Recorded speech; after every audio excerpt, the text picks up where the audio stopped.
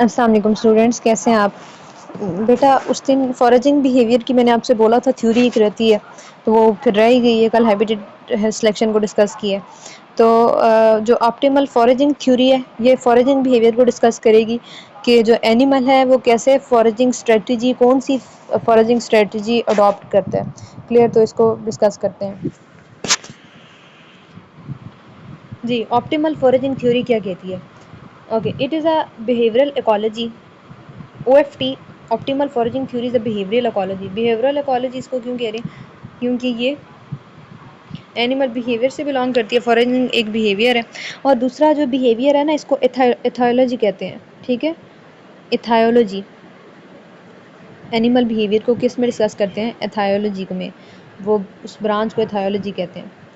Okay, it is a behavioural ecology model that help predict how an animal behave when searching for food. कि animal कैसे behave करता है जब food को वो सर्च कर रहा होता है। क्लियर? इसको हम डिस्कस करते हैं। Okay, when searching the food, जब वो फूड को सर्च करेगा तो वो किस तरह बिहेव करेगा। Although obtaining food provides animal with energy. बेशक जो फूड है, हमने पहले भी डिस्कस की थी कि एनिमल को एनर्जी देता है, लेकिन इस एनर्जी को लेने के लिए एनिमल को अपनी एनर्जी कॉस्ट भी तो उसको देनी पड़ती है। उसको अपनी एनर्जी यूज़ भी करनी पड़ती है उसको सर्च करने के लिए। फिर एनिमल को उसको जो भी प्रे है या जो भी फूड है उसको हैंडल करने के लिए, उसको कंज्यूम और उसको डाइजेस्ट करने के लिए सारी जो एनर्जी यूज़ होती है, इसका कंपैरिजन किया जाता है गेन के साथ। और अगर गेन ज़्यादा हो तब भी एनिमल सर्वाइव करता है। क्लियर? तो क्या है कि बेशक एनर्जी उसको मिलती है, but for searching and capturing food require both energy and time. लेकिन सर्चिंग और कैप्चरिंग के लिए उसको एनर्जी और टाइम दोनों ही देने पड़ते हैं। तो फिटनेस को मैक्सिमाइज करने के लिए एनिमल अडॉप्ट अस फॉरेजिंग स्ट्रेटजी। एनिमल एक फॉरेजिंग स्ट्रेटजी क्या करता है? अडॉप्ट करता है। और वो क्या फॉरेजिंग स्ट्रेटजी है उसकी? That provides the most benefit energy, जो कि एनर्जी ज़्यादा प्रोवाइड करे फॉर द लोएस्ट कॉस्ट, और लो कॉस्ट को सबसे कम किया जा सके। Maximising the net energy gain, ताकि नेट एनर्जी गेन ज़्यादा हो। OFT help predict the best strategy. Best strategy बताएगा that an animal can use to achieve his this goal, के इस गोल को हासिल करने के लिए एनिमल कौन सी स्ट्रेटजी यूज़ करेगा। आप आगे ये थ्योरी पढ़ेंगे, ये बड़ी इंटरेस्टिंग सी थ्योरी है, मज़ा आएगा आपको पढ़ते हुए। चलिए,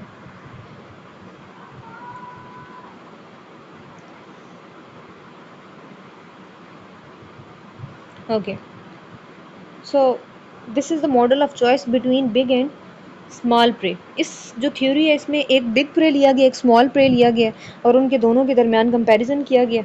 ठीक है, कि एनिमल इसमें से किसको चूज़ करेगा। Okay, what will happen no. अब सपोज कर लिया कि हमने जो बिग प्रे था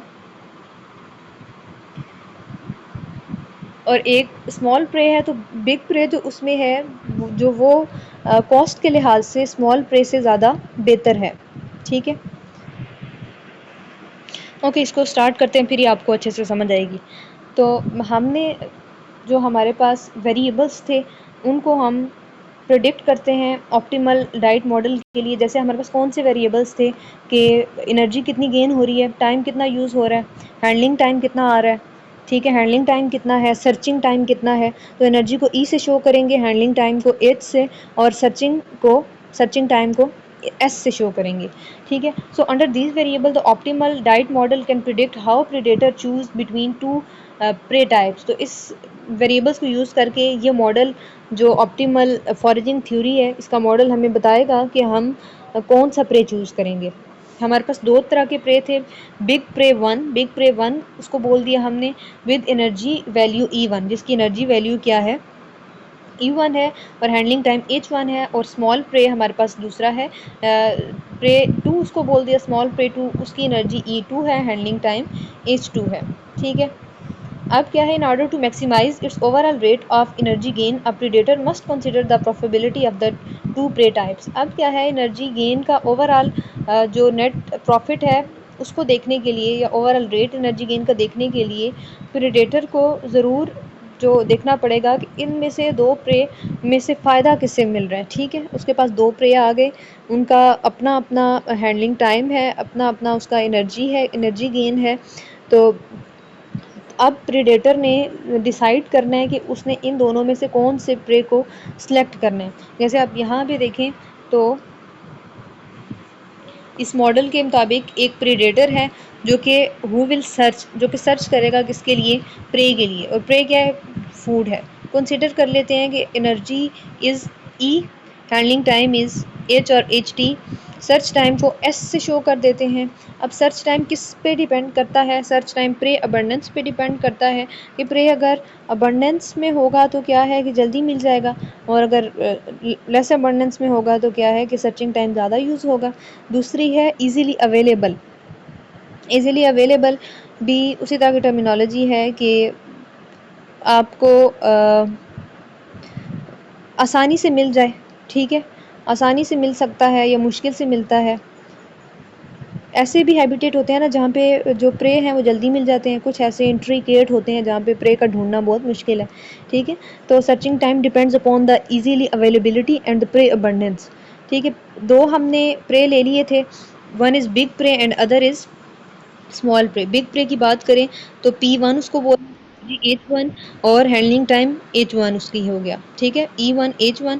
स्मॉल प्रे की बात करें तो P2 E2 और H2, ठीक है। अगर हम प्रॉफिट की बात करें तो हमने एक ऐसा प्रे इसमें से सिलेक्ट करना है जिसमें एनर्जी जो गेन है वो हमारे पास ज़्यादा होगा किसके मुकाबले में, कॉस्ट के मुकाबले में। जी, तो हम इसमें से हमारा जो ऑब्जेक्टिव है वो क्या है कि हमें बी बेनिफिट ज़्यादा होना चाहिए कॉस्ट से। क्लियर। तो अब क्या है कि हमने एज्यूम कर लिया कि जो बिग प्रे है वो मोर प्रॉफिटेबल है स्मॉल प्रे से, ठीक है। हमने क्या एज्यूम किया कि जो बिग प्रे है वो स्मॉल प्रे से ज़्यादा प्रॉफिटेबल है। तो इसको हम कैसे एक्सप्लेन करेंगे कि P1 is equal to energy E1 by H1। Handling time भी तो है, हैंडलिंग टाइम से हम उसको क्या करेंगे, उसकी रेशो लेंगे तो हमारे पास प्रॉफिट आ जाएगा, ठीक है। और वो हमने एज्यूम कर लिया कि वो E2 बाय H2 से क्या है, ज़्यादा है। अब आप इसको देख लें कि अगर किसी का हैंडलिंग टाइम ज़्यादा हो जाता है, फॉर एग्जांपल अगर हम E2 की बात कर लेते हैं, उसका हैंडलिंग टाइम ज़्यादा है तो नीचे वाली चीज़ बड़ी होगी डिनोमिनेटर वाली, तो ऊपर वाला रिजल्ट छोटा होगा, एनर्जी गेन कम होगा, ठीक है। तो इस वजह से इसकी रेशो जब लेते हैं तो क्या है, हमारे पास गेन आ जाता है E1 by H1, ratio E by H की हमारे पास क्या है, गेन आ जाता है। और हमने एज्यूम कर लिया कि P1 is more profitable than small prey, तो इसको हम न्यूमेरिकल यूँ शो कर सकते हैं, ठीक है। ओके, तो जो प्रे वन है, चलें अब इसको उधर से पढ़ते हैं, फिर एक और कंडीशन को हम डिस्कस करते हैं। ये जो सेकंड वाली कंडीशन है ना, इसको बाद में डिस्कस करते हैं, पहले उधर से रीडिंग करते हैं। Okay, if it is assume, ये एज्यूम कर लिया जाए that the big prey is more profitable than the small one, अगर हम ये एज्यूम कर लिया हमने, then E1 by H1 is greater than E2 by H2। Thus if the predator encounters prey one, अगर प्रेडेटर का सामना होगा प्रे वन से, तो क्या होगा, it should always choose to eat it, तो वो हमेशा इसको चूज़ करेगा खाना, because of its high profitability, क्योंकि इसकी जो प्रॉफिटेबिलिटी है वो ज़्यादा है। It should never bother to go searching for prey two, तो अगर उसको प्रे वन मिल रहा है तो वो नहीं जाएगा प्रे टू की सर्च के लिए। However if the animal encounter prey two, अगर उसको प्रे टू मिल भी जाता है, इट शुड रिजेक्ट इट, तो उसको रिजेक्ट कर देगा to look for a more profitable prey, तो क्या है, मज़ीद प्रॉफिटेबल प्रे वन की तरफ वो सर्च करने के लिए वो प्रे टू को रिजेक्ट कर देगा अगर उसको प्रे टू मिल भी जाता है तो। अनलेस, लेकिन कब तक वो उसको रिजेक्ट करेगा, unless the time it would take to find prey one is too long and costly for it to be the worth it, ठीक है। बेशक उसका हैंडलिंग टाइम भी कम था लेकिन और एनर्जी भी ज़्यादा गेन हो रही थी, यानी कि प्रे वन की प्रॉफिटेबिलिटी क्या थी, ज़्यादा थी। लेकिन हुआ क्या, हुआ ये कि उसको प्रे वन को सर्च करने के लिए जो S1 उसको लग रहा था वो बहुत ज़्यादा लग रहा था। S1 अगर बहुत ज़्यादा लगेगा तो वो फिर प्रे टू को रिजेक्ट नहीं करेगा, ठीक है। वैसे उसने अगर उसको प्रे टू मिलेगा वो उसको रिजेक्ट कर देगा, उसको रिजेक्ट करेगा और प्रे वन की तलाश में निकलेगा। लेकिन अगर उसको इतना टाइम गुजर जाए कि प्रे वन उसे ना मिले, बच्चे इंटरनेट को बहुत इशू है, बार बार डिस्कनेक्ट हो जाता है तो बीच में वीडियो रुक जाती है फिर। अच्छा, हम लोग कहाँ पहुँचे थे, यहाँ थे शायद, कि तब तक वो प्रे 2 को रिजेक्ट करता रहेगा जब तक प्रे 1 को सर्च उसको मिलने के लिए सर्च टाइम ज़्यादा ना हो जाए। अगर उसको प्रे 1 को फाइंड आउट करने के लिए टाइम बहुत ज़्यादा हो जाएगा, जो कि कॉस्टली होगा उसके लिए बहुत, ठीक है, उसको ज़्यादा अपनी एनर्जी सर्व करनी पड़ेगी, उसके लिए यूज़ करनी पड़ेगी। तो अब क्या होगा, 10 एनिमल शुड ईट प्रे 2, तो फिर एनिमल प्रे 2 को खा लेगा। अगर उसको प्रे 1 को सर्चिंग टाइम उसको बहुत ज़्यादा लग रहा है किसी रीज़न से, सर्चिंग टाइम क्यों उसका ज़्यादा हो सकता है, ये दो हमने रीज़न इधर देखी थी कि या तो प्रेडेटर जो है वो अबंडेंस में नहीं होगा या इजीली अवेलेबल नहीं होगा, तो सर्च टाइम ज़्यादा लगेगा। अगर उसे सर्च टाइम ज़्यादा लगता है तो बेशक प्रे 1 प्रॉफिटेबल होगा, वो प्रे 2 को भी यूज़ कर लेगा, ठीक है। लेकिन अगर उसको प्रे 1 इजीली अवेलेबल हो, सर्च टाइम उसका कम हो, तो वो प्रे 2 को देखेगा भी नहीं, ठीक है, वो सिर्फ प्रे 1 की तरफ ही जाएगा। Clear? So thus the animal should eat prey 2 only if E2 by H2 is greater than E1 divided by, अब देखो, अब H1 में जब S1 ऐड होगा, यहाँ पे जब S1 इसमें ऐड होगा H1 में, तो डिनोमिनेटर बड़ा हो जाएगा। अब जब डिनोमिनेटर बड़ा होगा तो क्या होगा कि एनर्जी उसका जो बेनिफिट है वो कम हो जाएगा। बेनिफिट कम होगा तो अब उसको ये जो E2 बाई H2 है ये ज़्यादा बेनिफिशियल है कि वो प्रे 2 को यूज़ कर ले। क्लियर हो गया? Okay, so since it is always favourable to choose to eat prey 1, the choice to eat prey 2 is not dependent on the abundance of the prey 2, ठीक है। अगर जो है ना ये हमेशा फेवरेबल हो प्रे 1 को चूज करना, ठीक है, क्योंकि अगर प्रे 1 अबंडेंस में हो तो फिर क्या होगा, the choice to eat prey 2 is not dependent on the abundance of prey 2। Yes, कहते हैं कि अगर जो प्रे 1 है वो फेवरेबल है, मतलब कि सर्च टाइम भी उसका कम है, जल्दी से अवेलेबल भी है, मिल रहा है, तो फिर जो प्रे 2 की उसको चूज करना है वो प्रे 2 की अबंडेंस पे डिपेंड नहीं करता। इसका मतलब है कि प्रे 2 बेशक जितनी अबंडेंस में हो, जितना ज़्यादा उसका अमाउंट हो, प्रेडेटर को जगह जगह प्रे 2 मिल रहा हो, लेकिन उसको जो है प्रे 1 भी मिल रहा है, अवेलेबल है, वो ज़्यादा प्रॉफिटेबल है, ठीक है, क्योंकि उसका सर्च टाइम भी अगर कम हो तो फिर वो प्रे 2 को देखेगा भी नहीं, वो प्रे 1 की तरफ ही जाएगा। लेकिन अगर प्रे 1 का सर्च टाइम ज़्यादा हो जाएगा तो फिर वो किसकी तरफ जाएगा, प्रे 2 की तरफ जाएगा। But since the length of S1 की जो searching time है, how difficult it is to find prey 1 is logically dependent on the density of the prey 1. Yes, जो search time है density पे depend करता है, prey 1 की density जितनी ज़्यादा होगी उतना search time कम होगा, और जितनी उसकी prey 1 की density कम होगी उतना search time ज़्यादा होगा। The choice to eat prey 2 is dependent on the density abundance of the prey 1. Yes, जो prey 2 की abundance है वो नहीं डिपेंड करती कि जो है वो उसको, यानी कि प्रे 2 की अबंडेंस पे डिपेंड नहीं करेगा प्रे 1 को चूज करना, लेकिन प्रे 1 के अबंडेंस पे डिपेंड करेगा। अगर प्रे 1 की अबंडेंस क्या होगी, वो ज़्यादा होगी अबंडेंस, तो वो प्रे 2 की तरफ नहीं जाएगा, और अगर प्रे 2 की अबंडेंस कम होगी तो वो प्रे 1 की तरफ जाएगा। क्लियर? ये इजी बात है, लेकिन ना थोड़ा सा आपको माइंड को फोकस करना पड़ेगा यहाँ पे, ठीक है। इस बात की भी ये इजी है, वैसे इतनी मुश्किल नहीं है बातें, ठीक है।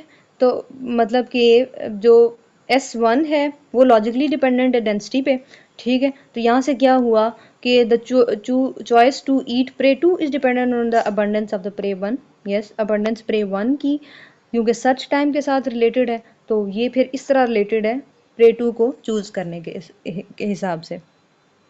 Okay, this is the almost and हो गया इसका, इसको भी देख लेते हैं इधर जो है जी। इसको अगर आप देखें, यहाँ तक हमने पढ़ लिया था। तो अगर हम देखें, अगर प्रे टाइम 1 का क्या है, सर्च टाइम ज़्यादा हो रहा है और ज़ाहिर है कॉस्ट ज़्यादा होगी। अब क्या है, प्रेडेटर चूज़ करेगा, किसको चूज़ करेगा, P2 को चूज़ कर लेगा, प्रेडेटर 2 को वो चूज़ कर लेगा। अगर क्या हुआ, S1 ज़्यादा हुआ और फिर इन टर्न कॉस्ट 1 ज़्यादा हुई, तो this will satisfy only when, ये प्रे 2 को सिर्फ तब चूज़ करेगा जब क्या होगा, एनर्जी और हैंडलिंग टाइम ज़्यादा हो जाए, जो है वो बेनिफिट ठीक है, इसकी रेशियो बेनिफिट है ना, अगर बेनिफिट ज़्यादा हो जाएगा प्रे 2 का किससे, प्रे 1 से, क्योंकि इसका सर्च टाइम क्या हो गया, बहुत ज़्यादा हो गया, और वो H1 में ऐड हो गया, क्या करेगा, उसका जो कॉस्ट है उसको ज़्यादा कर देगा, बेनिफिट को कम कर देगा। क्लियर?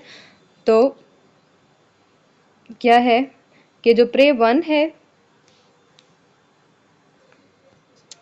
यस, अगर अगर आप इधर देखें तो क्या है कि जो प्रेडेटर है वो हमेशा प्रे 1 को सिलेक्ट करता है, either the density of P2 is greater और लेस।